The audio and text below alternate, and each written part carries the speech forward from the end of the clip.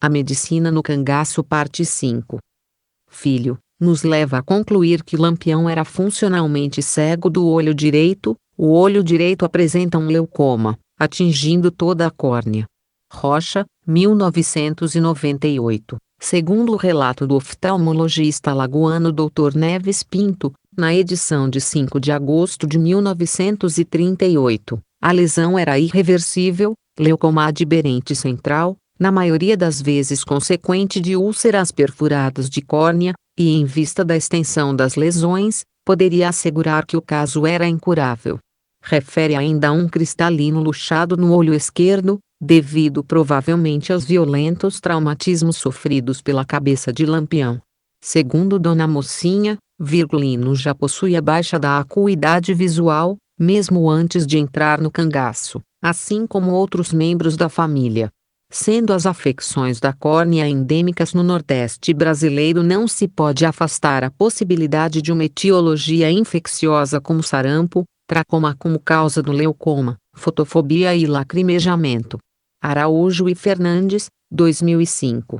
Para a neta do cangaceiro, a historiadora Vera Ferreira, em entrevista exclusiva à Agência Nordeste, a lesão se deu em um combate, quando um tiro atingiu uma planta e o espinho respingou no olho, já acometido pelo glaucoma. Diário do Nordeste, 1998. O glaucoma é uma patologia, na qual a pressão intraocular está em níveis tão elevados que pode resultar em dano do nervo óptico e perda do campo visual, sendo o seu diagnóstico um grande problema de saúde pública. Langston, 2001, 301. É com acento grave e lamentável que mesmo nos dias de hoje, as populações nordestinas percam a acuidade visual por causas que poderiam ser evitadas desde que medidas de diagnóstico e tratamento fossem implantadas pelas autoridades responsáveis. Na ocasião, Lampião foi tratado pelo médico José Cordeiro de Lima, destaque pela atuação na luta contra o tracoma no Cariri cearense, que retirou o corpo estranho do seu olho e, como não se dispunha de antibióticos na época, provavelmente só foi realizada profilaxia de lesões secundárias e antisepsia, concorrendo para uma cicatrização descomplicada. Araújo e Fernandes, 2005,43. Diante dos depoimentos apresentados, é bem possível que Lampião não tenha nascido cego, mas teve problemas com seu olho direito, traumático, infeccioso ou até carencial falta de vitamina A, na infância ou adolescência, que mais tarde, precisamente em 21 de agosto de 1925, próximo à Baixa do Juá, Pernambuco, Ibidem, 39 a 44, foram agravados pelo espinho certeiro que atingiu o olho já doente. O olho cego do capitão Virgulino Ferreira não o impediu de tornar-se uma figura polêmica, escrevendo com sangue e coragem a sua saga na memória histórica do Nordeste brasileiro, e de maneira muito singular no contexto sociológico do banditismo mundial. Ibidem, 44 a 45. Sofreu ainda 2 lesões leves, um ferimento à bala em 1926, em região escapular, e outro no quadril em 1930, no município de Itabaiana, CI. O Girassol, 11 de fevereiro de 2006. Nas margens sergipanas do São Francisco, Angicos-se, 28 de julho de 1938, Lampião recebeu um tiro na região do tórax, outro no baixo ventre, e um terceiro a queima-roupa na cabeça. Araújo e Fernandes, 2005,171.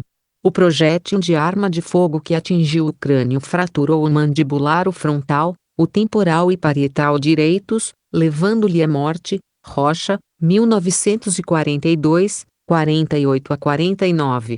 Para Aglaé Oliveira, os cangaceiros foram abatidos como bois.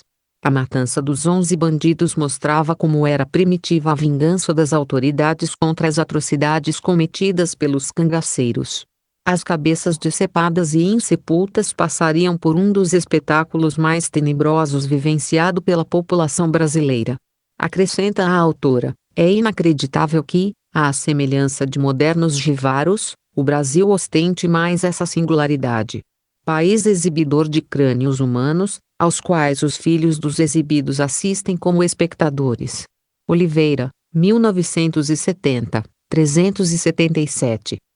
Aspectos médico-legais de cangaceirismo. A existência de uma personalidade criminosa sempre foi uma polêmica para psiquiatras, antropólogos e sociólogos.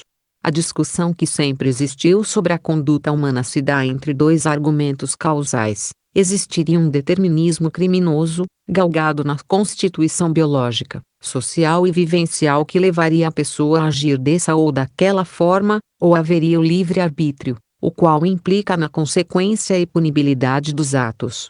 Em 28 de julho de 1938, quinta-feira, no Angico, Lampião e mais 10 bandidos foram mortos e degolados. Suas cabeças não só foram exibidas em público para assombramento da população sertaneja, como também as fizeram de bola de futebol. Araújo e Fernandes, 2005, 171 a 172.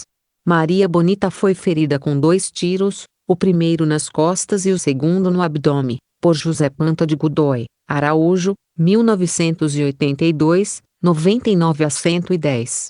Para o médico Arnaldo Silveira, em entrevista concedida ao jornalista Cláudio Bojunga, a cangaceira foi degolada com vida. Jornal de Alagoas, 4 de agosto de 1938.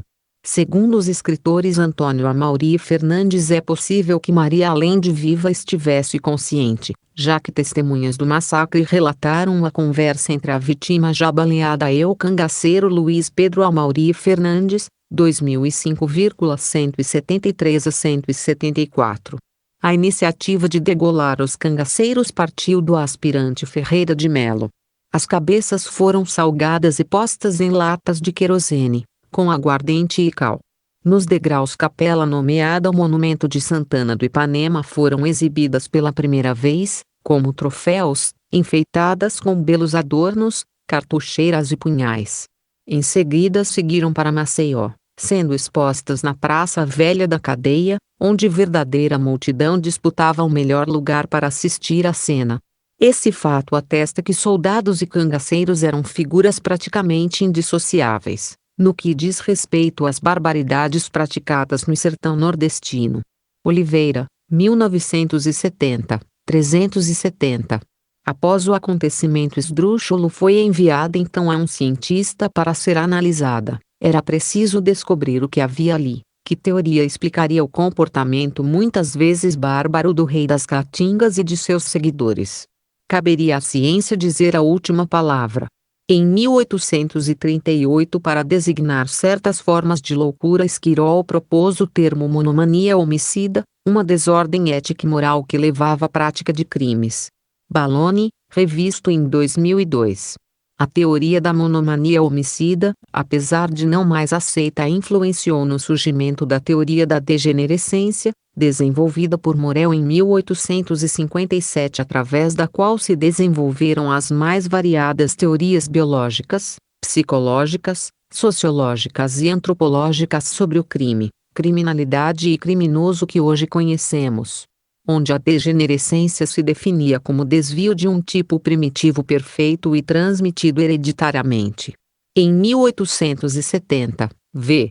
Magnan, 1835 a 1916, retomou Morel, tentou reinterpretar a degenerescência à luz do evolucionismo, considerando-a um estado patológico, em que os desequilíbrios físico e mental do indivíduo degenerado interromperiam a evolução natural da espécie. Akerknecht, 1964, Becher, 1989, Serpa Jr., 1998. Os termos preconceituosos usados em relação aos sertanejos, fruto da miscigenação de índios, negros e brancos, agora pretendiam ter fundamento científico. Partiam da degenerescência para explicar que à medida que se sucedessem as gerações, nervosos gerariam neuróticos, que produziriam psicóticos, que gerariam idiotas ou imbecis, até a extinção da linhagem defeituosa.